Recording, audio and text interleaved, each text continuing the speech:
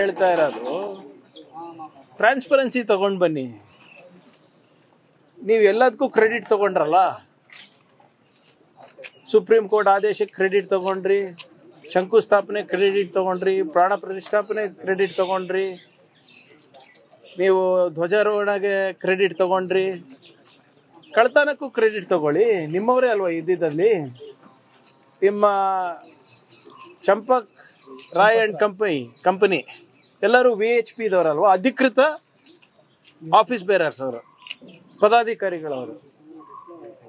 VHP ಹುಟ್ಟಾಕಿದ್ ಯಾರು? ಗೋವಲ್ಕರ್ ಅವರು. ಗೋವಲ್ಕರ್ ಅವ್ರು ಯಾರು?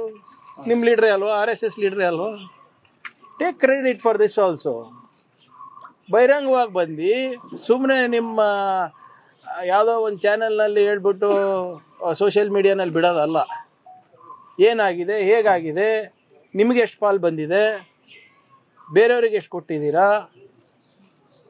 ಭಕ್ತಾದಿಗಳಿಗೇನು ನೋವಾಗಿದೆ ಅದನ್ನು ಹೇಗೆ ನಿವಾರಣೆ ಮಾಡ್ತೀರಾ ಹೇಳಬೇಕಲ್ಲ. ಎಲ್ಲದಕ್ಕೂ ಕ್ರೆಡಿಟ್ ತಗೊಂಡವರು ಕಳ್ತನ ಆದಾಗ ಯಾಕೆ ಸುಮ್ಮನಿದ್ದೀರಾ? ಅವರು ಏನಾದರೂ ಮಾಡ್ಕೊಳ್ಳಿ resolution, that is none of my business. ಅವ್ರು ಖಾಸಗಿಯಾಗಿ ಮಾಡ್ಕೊತಾ ಇದ್ದಾರೆ, none of my business.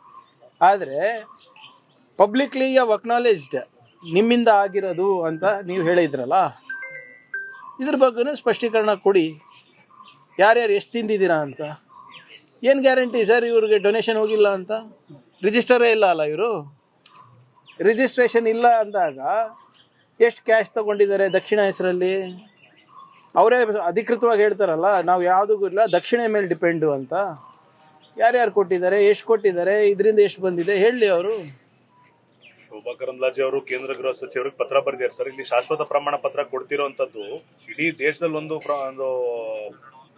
Document follow ಮಾಡ್ತೀರಾ, ಇಲ್ಲಿ ಸಪರೇಟ್ ಆಗಿ ಮತ್ತೊಂದು ಡಾಕ್ಯುಮೆಂಟ್ ಏನಕ್ಕೆ ಸರ್ಕಾರದವ್ರು ನಿಯಮ ಮಾಡೋಕ್ಕಾಗಲ್ವಾ? ನಾವು ಯಾರು? ಶಾಸಕರು. ಶಾಸಕರದ್ದು ಕೆಲಸ ಏನು? ಶಾಸನ ಮಾಡೋದು. ಶಾಸನ ಮಾಡ್ತೀವಿ, ಗೌರ್ಮೆಂಟ್ ಆರ್ಡರ್ ಹೊಡಿಸ್ತೀವಿ. ಅಧಿಕೃತವಾಗಿ ಸರ್ಕಾರದಿಂದಾನೇ ಕೊಡ್ತಾ ಇದೀವಿ, ಕಾಂಗ್ರೆಸ್ ಪಾರ್ಟಿಯಿಂದ ಕೊಡ್ತಾ ಇದೀವ ನಾವು. ಗೌರ್ಮೆಂಟ್ ಏನು ಒಂದು ವ್ಯವಸ್ಥೆ ಇದೆ, ಸರ್ಕಾರದ ವ್ಯವಸ್ಥೆ ಇದೆ ಅಂತ ನಾವು ಪರ್ಮನೆಂಟ್ ರೆಸಿಡೆನ್ಸಿ ಸರ್ಟಿಫಿಕೇಟ್ ಮಾಡೋ ಹಕ್ಕು ನಮಗಿದೆ ಅಲ್ವಾ. ಈಗ ಇವ್ರಿಗೇನು ಸಮಸ್ಯೆ ಆಗ್ತಾ ಇದೆ ಗೊತ್ತಿಲ್ಲ ಅಲ್ಲ ನನಗೆ. ಒಂದು ಕಡೆ SIR ಮಾಸ್ಟರ್ ಸ್ಟ್ರೋಕ್ ಅಂತೀರಾ, SIR ಪ್ರಕ್ರಿಯೆಯಲ್ಲಿ ನಡೀತಾ ಇರಬೇಕಾದ್ರೆ ಇಲ್ಲಿ ಅಕ್ರಮ ನಡೀತಾ ಇದೆ ಅಂತೀರಾ. ನೀವು ಡಿಸೈಡ್ ಮಾಡಿಬಿಡಿ whether you want it or don't want it. ನಮ್ಮ ಸ್ಟ್ಯಾಂಡ್ ಭಾಳ ಕ್ಲಿಯರ್ ಆಗಿದೆ. ಮತದಾರರ ಪಟ್ಟಿ ಪರಿಷ್ಕರಣೆ ಆಗಲೇಬೇಕು, ಆದರೆ ಪಾರದರ್ಶಕವಾಗಿ ಆಗಬೇಕು. ಲೋಪಗಳನ್ನು ಸರಿಪಡಿಸ್ಬೇಕು, ನ್ಯೂನತೆಗಳನ್ನು ಸರಿಪಡಿಸ್ಬೇಕು. ಅದಾದಮೇಲೆ ಬಹಿರಂಗವಾಗಿ ಮಾಡಲಿ. ನಮ್ಮದು ಸಂಪೂರ್ಣವಾದಂಥ ಸಹಕಾರ ಇದೆ. ಮುಖ್ಯಮಂತ್ರಿಗಳು ಇದನ್ನು ಆಗಲೇ ಹೇಳಿದ್ದಾರೆ. ಒಂದೊಂದು ಪುಟ ಅಡ್ವರ್ಟೈಸ್ಮೆಂಟ್ ಕೊಡ್ತಾ ಇದ್ದೀವಿ, ಏನು ಮಾಡಬೇಕು, ಹೇಗೆ ಮಾಡಬೇಕು ಅಂದರೆ ನಮ್ಮ ಕೋಆಪರೇಷನ್ ಇದೆ ಅಂತಾನೆ ಅರ್ಥ ಅಲ್ವಾ. Election commission CEO sir clearly ಮಾಡಿರೋ ಅಲಿಗೇಷನ್ಸ್ ಎಲ್ಲ ಫಾಲ್ಸ್, ಫೇಕ್, ಆ ರೀತಿಯಾದಂಥ ಯಾವುದೇ ಪ್ರೋಸೆಸ್ ನಡೀತಿಲ್ಲ. ಕೆಲವು ಕಂಪ್ಲೇಂಟ್ಸ್ಗಳನ್ನು ಬಂದಿದ್ದನ್ನು ನಾವು ಗಮನಿಸ್ತಿದ್ದೀವಿ, ಅವುಗಳ ವಿರುದ್ಧ ಕ್ರಮ ತಗೊಳ್ತೀವಿ ಅಂತಿದ್ದಾರೆ. ಆದರೆ ನೋಡಿ ಅಪ್ಪ, ಚುನಾವಣೆ ಆಯೋಗ ಸೆಂಟ್ರಲ್ಗೂ ಹೋಗಿ ಕಂಪ್ಲೇಂಟ್ ಕೊಟ್ಟಿದ್ದಾರೆ. ಕೊಡ್ಲಿ ಅಪ್ಪ, ಅವ್ರದೇ ಸರ್ಕಾರ ಅಲ್ಲ. ಚುನಾವಣೆ ಆಯೋಗ ಅವ್ರ ಕಪಿಮುಷ್ಟಿನಲ್ಲೇ ಇರೋದಲ್ವಾ. ಅವ್ರು ಹೇಳಿದ್ದನ್ನೇ ಮಾಡ್ತಾರಲ್ಲ.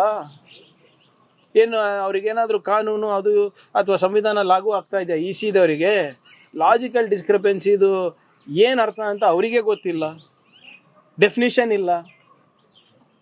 ಹೆಂಗೆ ಬೇಕು ಹಂಗೆ ಅಡ್ಡ ತಿಡ್ಡವಾಗಿ ಎಲ್ಲ ಹೆಸರುಗಳು ತೆಗಿತಾ ಇದ್ದಾರೆ. ಅದಾದಮೇಲೆ ಸರ್ಕಾರದ ಬೆನಿಫಿಟ್ಸ್ ಏನಿದೆ ಅದನ್ನು ವಂಚಿತ ಮಾಡ್ತಾ ಇದ್ದಾರೆ. ಇದು ಒಂದು ಸಂಚು BJP ಅವರಿಗೆ ಗೆಲ್ಲಿಸ್ಲಿಕ್ಕೆ.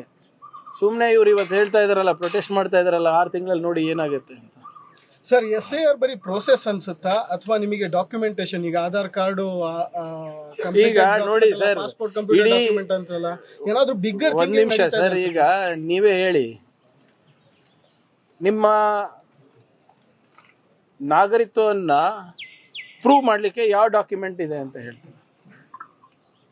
ಪಾಸ್ಪೋರ್ಟ್ ಕೂಡ it does not amount to proof of citizenship ಅಂತ ಹೇಳ್ಬಿಟ್ಟಿದ್ದಾರೆ. ಇಟ್ಸ್ ಅ ಟ್ರಾವೆಲ್ ಡಾಕ್ಯುಮೆಂಟ್ ಅಂತಾರೆ. ಆಧಾರ್ ಕಾರ್ಡು ಇಲ್ಲ ಅಂತಾರೆ, ಬ್ಯಾಂಕ್ ಸ್ಟೇಟ್ಮೆಂಟು ಇಲ್ಲ ಅಂತಾರೆ. ಏನಿದೆ? ಆ 11-14 ಡಾಕ್ಯುಮೆಂಟ್ಸಲ್ಲಿ ನೀವು ಕೊಟ್ಟಿದ್ದೀರಾ.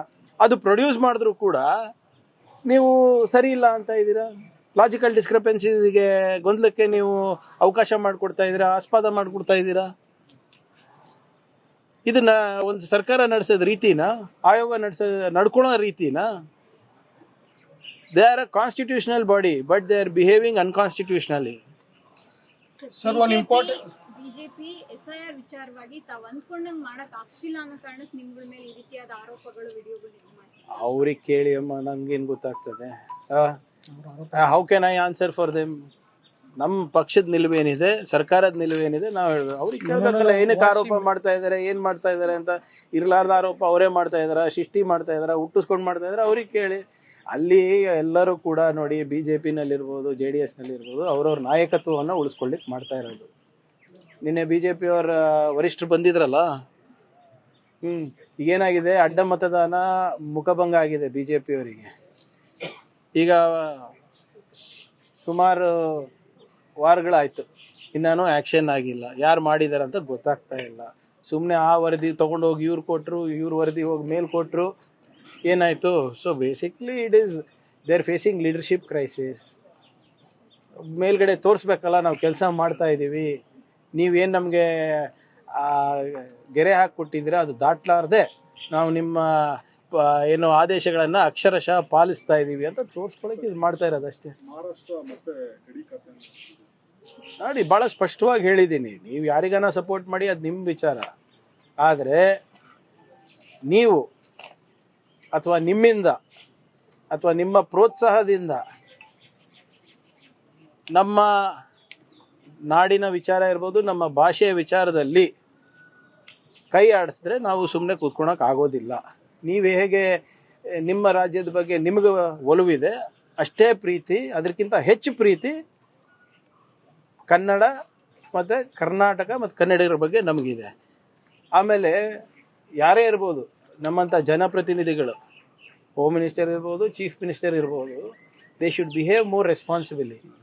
ನಾವು ನಮ್ಮ ಮಾತಿಂದ ಅಥವಾ ಯಾರಿಗೆ ಪ್ರೋತ್ಸಾಹ ನೀಡ್ತಾ ಇದ್ದೀವಿ ಅಂತ ನಾವು ಯೋಚನೆ ಮಾಡಿ ಮಾತನಾಡಬೇಕು.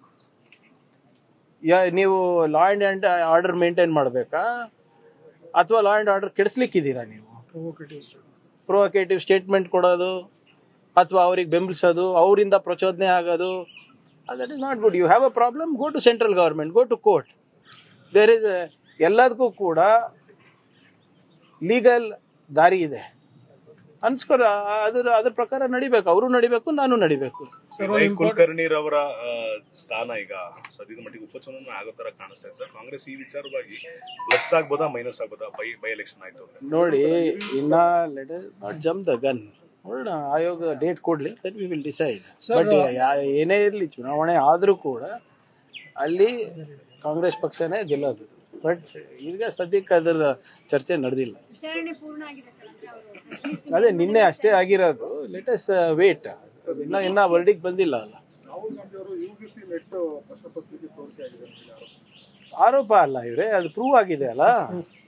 ಈಗ ನೀಟ್ 2ನೇ ಬಾರಿ ನಡೆದಿದ್ದು ಯಾಕೆ sir? Because it was proved. CBSE parliamentary committee ರಚನೆ ಆಗಿದೆ ಯಾಕೆ? Because it was proved. ಪ್ರಧಾನಮಂತ್ರಿಯವರು ಪರೀಕ್ಷೆ ಪೇ ಚರ್ಚೆ ಮಾಡ್ತಾ ಇರೋದು, ನೀಟ್ ಪರೀಕ್ಷೆ ಬಗ್ಗೆ ಚರ್ಚೆ ಯಾಕೆ ಮಾಡ್ತಾ ಇಲ್ಲ? ಇಂಥ ಎಲ್ಲ ಸಮಸ್ಯೆ ಇದ್ದಾಗೂ ದೇಶ ಬಿಟ್ಟು ಓಡೋಗ್ಬಿಡ್ತಾರಲ್ಲ. ಆಗಿದೆ, ರಾಜೀನಾಮೆ ಕೊಡುವಂತ ಹೇಳೋ ಶಕ್ತಿ ಇಲ್ವಾ ಪ್ರಧಾನಮಂತ್ರಿಗೆ? 10 ವರ್ಷದಲ್ಲಿ ಸುಮಾರು 90 ಪೇಪರ್ ಲೀಕ್ ಆಗಿದೆ. No resignations, no accountability. ಏನು ಇವ್ರಿಗೆ ಪಾಲು ಹೋಗ್ತಾ ಇದೆಯಾ ಪ್ರಧಾನಮಂತ್ರಿಗೆ ಮತ್ತೆ ಯಾವುದಾದ್ರೂ ಇದಕ್ಕೆ? ಆಮೇಲೆ ಎಲ್ಲಿಂದ ಲೀಕ್ ಆಗ್ತಾ ಇರೋದು? ಎಲ್ಲ ರಾಜಸ್ಥಾನ, ಮಧ್ಯಪ್ರದೇಶ. ಯಾರ ಸ್ಟೇಟ್ಸ್ ಇದು? BJP rule States. ಗುಲ್ಬರ್ಗದಲ್ಲಿ ಪಾಪ ನಮ್ಮ ಮಕ್ಕಳಿಗೆ 10 ಮಾರ್ಕ್ ಕಮ್ಮಿ ಬಂದರೆ ಪ್ರಿಯಾಂಕ್ ಖರ್ಗೆ ಕಾರಣ. CBSE ಲೀಕ್ ಆದರೆ, ನೀಟ್ ಎಕ್ಸಾಮ್ ಲೀಕ್ ಆದರೆ ಧರ್ಮೇಂದ್ರ ಪ್ರಧಾನ್ ರಾಜೀನಾಮೆ ಇಲ್ಲ, ಪ್ರಧಾನಮಂತ್ರಿದು ಮೌನ. ಓಕೆ.